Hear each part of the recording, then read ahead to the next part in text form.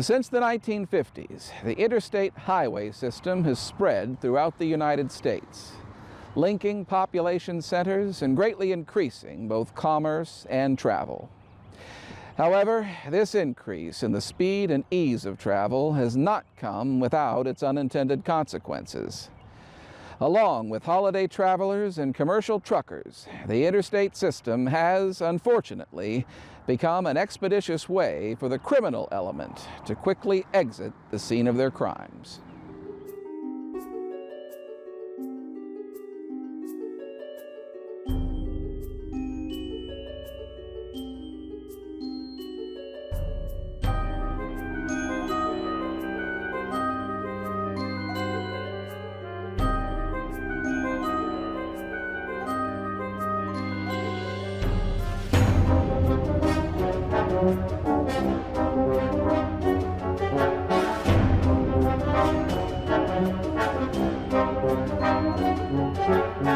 The expansion of the interstate system also resulted in scores of new service stations and restaurants which sprouted up along its many exits. Today it is quite easy to quickly exit the fast lanes of travel and refuel both yourself and your vehicle without having to travel much more than a quarter mile. These strategically placed businesses are a godsend for travelers, but also a convenient target for the transient and opportunistic criminals who swoop in, commit their crimes, and often are gone before any are the wiser. Authorities feel that this may have been the case on September 14, 1983 in Bastian, Virginia. That day, 2 service station clerks fell victim to violence, and the offender may well have been afforded a quick and easy escape via the nearby interstate. Bastian, Virginia, population 1,500, is situated in the mountains of southwestern Virginia, about 10 miles south of the West Virginia border.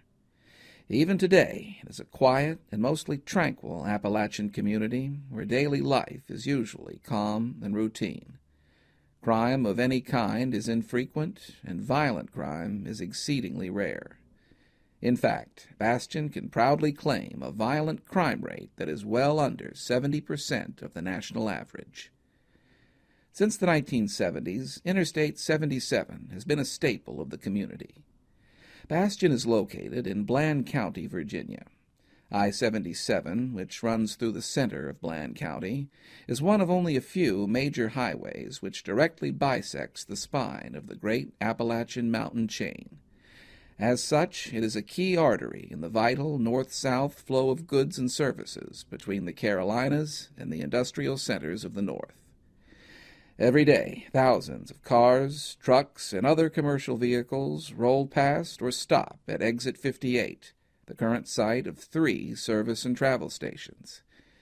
You have your choice: BP, Love's, or Exxon.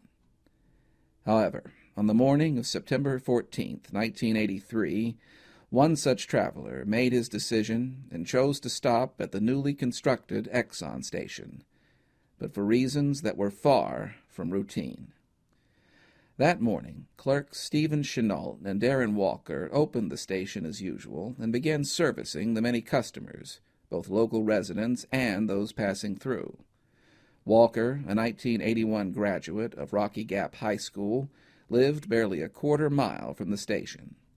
Chennault, a 25-year-old husband and father, commuted to the station from Max Meadows in neighboring Wythe County. By all accounts, for Walker and Chennault, the morning was a normal one, until about 10 a.m. Around that time, or shortly thereafter, something went badly wrong, and would turn September 14th into something that did not even remotely resemble a normal day. Around 10:30 a.m., salesman Eddie Powell, who was often only identified as an out-of-state vendor, arrived at Exit 58 on his regular route. At the time, a Sentry gas station and grocery store sat directly across the street from the Exxon Station. Powell supplied goods for both entities and stopped at the Sentry Station first. By sheer happenstance, Bland County Sheriff's Deputy Doug Bird had stopped by the Sentry Station and was present at the time. Powell concluded his business at the Sentry Station and then crossed the street to the Exxon. He was alarmed when he found the station empty and neither clerk on duty. Powell called out for either Walker or Chennault, but there was no answer. Feeling that something was definitely not right, Powell returned to the Sentry Station and alerted Deputy Byrd to what he had found. Accompanied by Deputy Byrd, Powell returned to the Exxon Station. Byrd noted that the front doors were not secured in any way and that neither Walker nor Shinault were in sight. A cup of coffee, which was still warm, sat on the front counter. Ominously, the door to the utility room was closed. By now sharing Powell's fears, Deputy Byrd radioed for additional officers and did not enter the station's utility room. Both state and county authorities arrived shortly thereafter. When the door to the utility room was open, investigators were met with a grisly sight. Lying face down on the floor, amid pools of blood, were the lifeless bodies of Darren Walker and Stephen Chennault. Each man had been shot at least once in the head. Authorities immediately secured and began to process the scene. The cash register was closely examined, and receipts from the morning's transactions were closely scrutinized. According to station manager Chuck Perry, approximately $350 in business had been transacted during the time the station was open, roughly $50 of it in credit card payments. Just what was found at the scene is still a matter of some dispute. Press reports at the time state that no signs of a struggle were observed. However, subsequent recollections have disputed this. One of those present at the crime scene later stated that a rack of potato chips had been knocked over, indicating that at least one of the men had put up a fight prior to his death. Stephen Chenault's wallet, keys, and pocket knife were also found at the crime scene. A lone dollar bill was tucked inside the wallet. At least one spent slug was recovered from the crime scene, having become lodged in a nearby water heater. No video or other photographic surveillance devices were present. The scene outside the small rural service station soon resembled something straight out of Hill Street Blues. The entire site was ringed by crime scene tape, and nearly a dozen official vehicles from one agency or another soon surrounded the station's facade.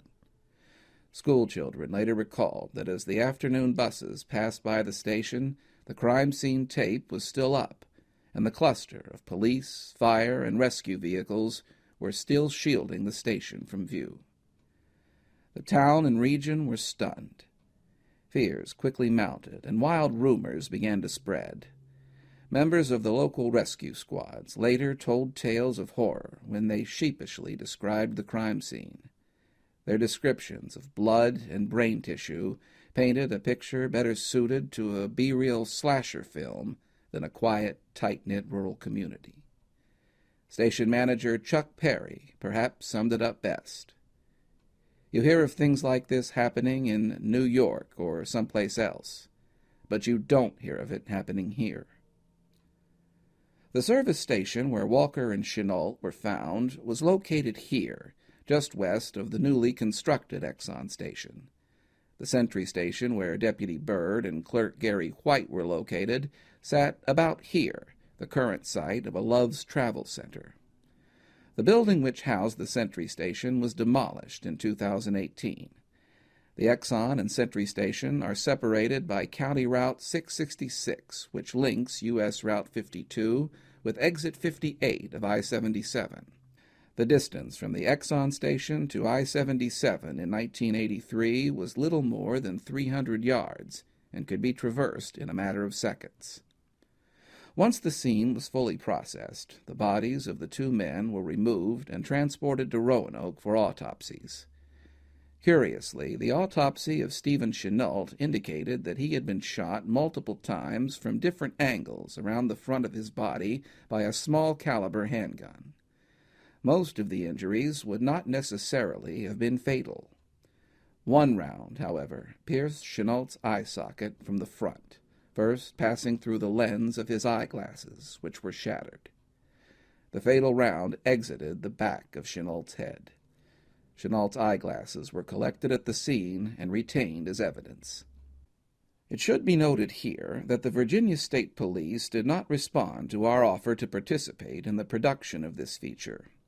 As such, we are unable to state with certainty what details concerning the murders are known to the investigators and simply being withheld to protect the integrity of the case. The investigation into the double murder was turned over to the Wytheville Division of the Virginia Department of Public Safety, who soon began the arduous process of attempting to reconstruct the events and timing leading up to the tragedy. Neither Deputy Sheriff Doug Bird nor Sentry employee Gary White reported hearing any gunshots that morning, so an exact time could not be established.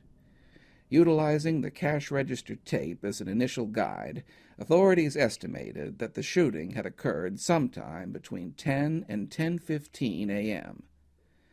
Hard as they tried, authorities were never able to locate an actual eye or ear witness to the shooting. Given the cup of warm coffee found at the scene, authorities conjectured that the shooting occurred only minutes prior to the arrival of vendor Eddie Powell at approximately 10:30 a.m. Authorities next focused their attention on locating customers who were present at the station close to the time in question. Several witnesses reported seeing a man leaving the station in what was described as a fast-faded red Dodge truck. Within a day, this man had been identified and voluntarily provided a statement. The man advised police that he had arrived at the station shortly before 10 a.m. but found no one on duty and left. Authorities later stated that they were satisfied with the man's statement and he was ruled out as a suspect. The man's identity was never made public. The Virginia State Police made an appeal to the public for help in locating additional witnesses, and, according to Special Agent Gene Duff, were soon snowed under by calls from people eager to assist. Duff, however, lamented that none of the calls resulted in the positive identification of anyone whom they could consider a genuine suspect. After sorting through a flurry of mostly useless information, authorities finally came upon their first promising clue. A motorist who was driving past the Exxon Station around the time of the double murder reported seeing a vehicle exiting the parking lot at a high rate of speed. The vehicle, in fact, pulled out of the lot and into the roadway so fast that it nearly avoided colliding with the motorist's car.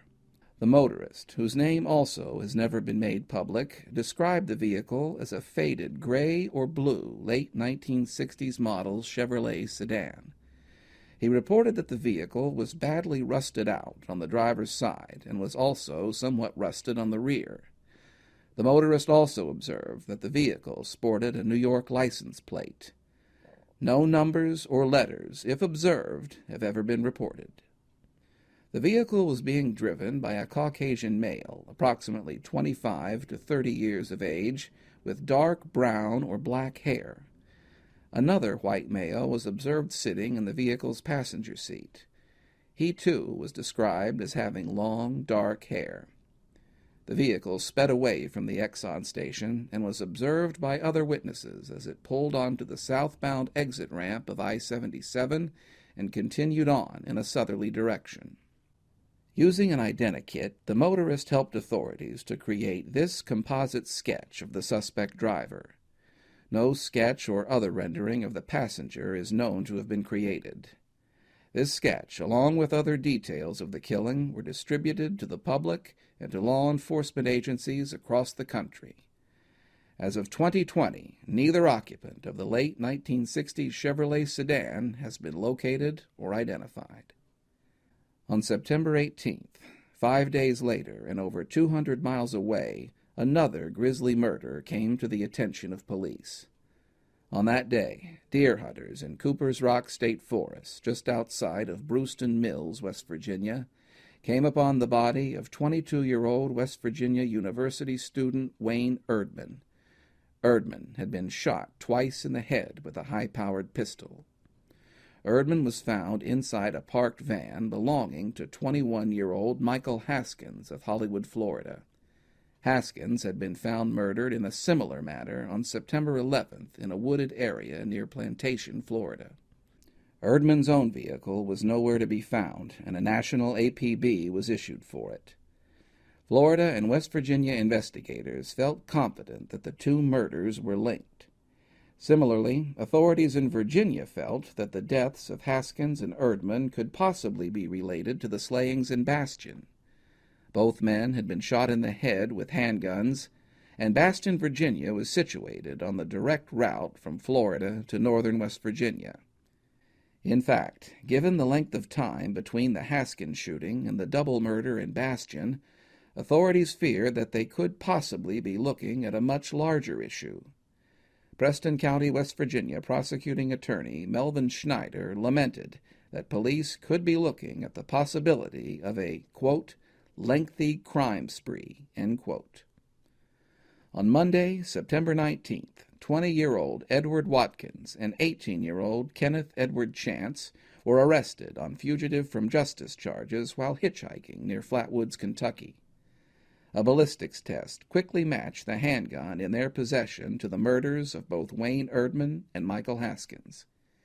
According to Virginia investigators, these same ballistics tests later ruled them out as suspects in the murder of Walker and Chennault.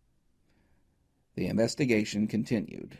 However, as 1983 turned into 1984, most of the leads reported to law enforcement had been exhausted, and the case remained stalled. In March of 1984, the parents of Darren Walker and Stephen Shinault, along with the cooperation of the First Virginia Bank of the Southwest, established the Walker-Chennault Trust Fund. Through this fund, the public could aid in the investigation by making donations which would be set aside and held as an incentive for potential witnesses or others who may have information concerning the murders. The funds would be held in trust for 1 year and then returned if no convictions were made. Walker's parents went to great lengths to explain that the formation of the trust was not an expression of dissatisfaction with the police, but rather an earnest attempt to help them with what appeared to be a floundering investigation. In the same vein, the Exxon Corporation also put forth a $10,000 reward for information leading to the identification and conviction of Walker and Chenault's killer or killers. Sadly, neither of these incentives bore fruit, and the police investigation soon went cold. In 2013, around the 30th anniversary of the tragedies, Captain G. Jason Miles with the Virginia State Police stated that the original theory of a murder-robbery was not set in stone, and that the possibility for another motivation or motivations for the killings was not out of the question. In addition to this, Miles also stated that Virginia did indeed have a prime suspect in the case, but lamented that he was then elderly, resided in a rest home, and suffered from dementia. For legal reasons, the man's name cannot be used. However, sources in Bland County have reported to MysteriousWV that the man, a local resident, was known to have been a member of a motorcycle gang and has since passed away. While the now deceased individual may have been the prime suspect, he was far from the only one. In the same 2013 article, it is stated that the names of many possible suspects had been bandied about during the intervening 30 years. No possible motives beyond the initial theory of robbery have ever been publicly confirmed or denied. Darren Walker was laid to rest in Bastian's Rose Hill Cemetery on Saturday, September 17, 1983. That same day, Stephen Chennault was laid to rest in the Draper Valley Cemetery in Draper, Virginia. While local residents are often reticent about discussing the tragic events of 1983, it is clear that 37 years has failed to erase the lingering memories and questions. Who killed Darren Walker and Stephen Chennault, and why? Were they simply the victims of another senseless crime of opportunity? Or is it possible that someone, for whatever reason, singled out one or both of them? And if so, what could the motive have been? Today, the building which once housed the I-77 Exxon Station still stands. Every day, hundreds, if not thousands, of vehicles pass by, many of them having just exited the now ubiquitous Interstate 77. Given the serenity of the surrounding hills and the almost Norman Rockwell-like ambiance, it is most unlikely that few, if any, of the travelers roaring by at 70-plus miles an hour know that they are passing within a stone's throw of the site where 2 young lives were so brutally taken. If you truly love a mystery, and it's doubtful that you would be watching a channel called MysteriousWV if you didn't, then I want to tell you about an amazing new tool at your disposal which can help you sharpen your senses and hone your investigative prowess to a fine edge. It's called Hunt a Killer. Hunt a Killer offers you the unique chance to vicariously experience what it actually feels like to take on the role of the law enforcement investigator. Hunt a Killer is a new and highly immersive subscription-based exercise which casts you in the role of the detective. A crime has been committed, and you are charged with solving the mystery and bringing the perpetrator to justice. In this role, you are given a number of extremely detailed and hyper-realistic clues in the form of actual physical documents. Each document may or may not have bearing on the case at hand, but that's up to you, the investigator, to figure out. This is not merely a written or an oral experience. In taking on the fictional role of investigator, you will find yourself faced with a well-crafted and highly engaging storyline which follows a criminal investigation in a manner as close to real world as you can get. And it is not an easy task. Each case is divided into segments or seasons, each represented by a different box, which will contain additional clues to advance the investigation. Each box brings you closer to what all of us are hoping for in the cases presented by MysteriousWV: resolution. And as a valued viewer of MysteriousWV, you are entitled to a 20% discount on your first box by using the promo code MYSTERIOUS. For more details, please click the link in the video's description. One of the more troubling aspects of this case is the comparatively small amount of money the killers seem to get for his efforts. It is estimated that approximately $320 in cash was taken from the station's register. $320 for the senseless murder of 2 young men. This painful fact has lent much fuel to the speculation that this may not have been a simple robbery-murder. Police have opined that the small amount of currency in the station's register may have been grabbed by the offender as an afterthought in order to cover a much deeper motivation. But if this is true, what could the motivation have been? Why were the lives of Darren Walker and Stephen Chennault snuffed out in so violent a fashion? 37 years have yet to provide an answer. Perhaps you can. Please, watch closely. Stephen Shinault and Darren Walker were killed sometime between 10 and 10:30 a.m. on the morning of Wednesday, September 14, 1983. They were both working as clerks at what was then the I-77 Exxon Station, just off of exit number 58 of Interstate 77 in Bastian, Virginia. Both men died as the result of gunshot wounds to the head. The fatal wounds were inflicted with what has only been publicly described as a handgun. There is some indication that the weapon may have been small in caliber, as well as some conjecture that more than one weapon was discharged at the scene. The men's absence was first noted at approximately 10:30 a.m. by a vendor who stopped by the Exxon Station on his normal route of travel. A short time later, Virginia authorities discovered the bodies of Walker and Chennault in a utility closet. Both were face down when they were located. The vendor found a warm cup of coffee on the station's countertop when he first entered, leading authorities to believe that the killings had occurred within minutes of the vendor's arrival. A short time before 10:30 a.m., witnesses observed a light blue or gray late 1960s model Chevrolet sedan speeding out of the service station's parking lot and then proceeding south on I-77. The vehicle had New York license plates. 2 Caucasian males were observed inside of this vehicle, one behind the wheel and the other in the front passenger seat. A composite sketch of the driver was later created. He was described as a white male between the ages of 25 and 30 with long, dark brown or black hair.